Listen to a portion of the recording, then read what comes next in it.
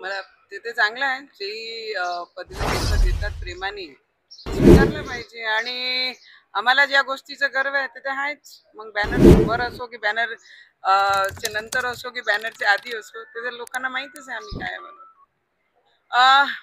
आमचे गुरुजी ज्या पद्धतीने काम करत आहे आणि हिंदू राष्ट्र म्हणून जे त्यांचा प्रण आहे, आणि त्या प्रणासोबत आमचे सारखे जे भक्त आहे, ज्यांना वाटते की आमचा राष्ट्र हा हिंदू राष्ट्र झाला पाहिजे, आणि त्याकरिता त्यांच्यासोबत आमचे सारखे किती लाखो लोक, किती लाखो युवक आणि नेत्यामधूनही सुद्धा आणि राजकीय क्षेत्रामधूनही सुद्धा आमचे सारखे बरेचसे लोक त्यांच्या पाठीशी उभे आहे. आणि एवढंच सांगायला आणि त्यांचा आशीर्वाद घ्यायला आले की या लढाईमध्ये आम्ही सुद्धा तुमच्या सोबत आहे.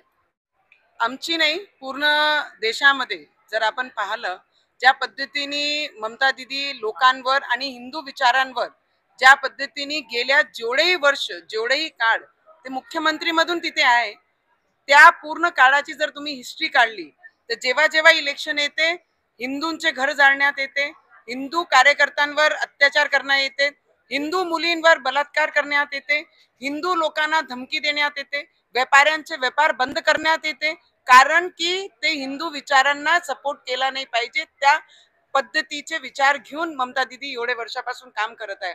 पण ममता दीदींनी एक लक्षात ठेवलं पाहिजे की ते पहिले चाललं जेव्हा काँग्रेसचा काळ होता, आता राम भगवंताला मानणारा सरकार या देशावर आहे, तर हे आता तुमची हे चालणार नाही.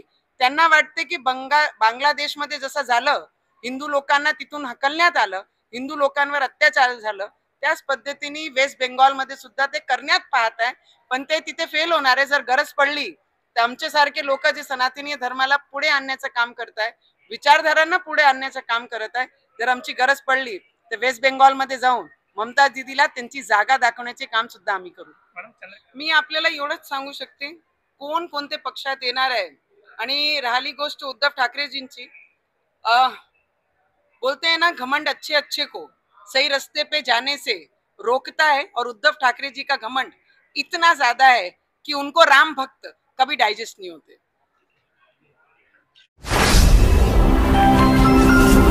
Speed news Bharat.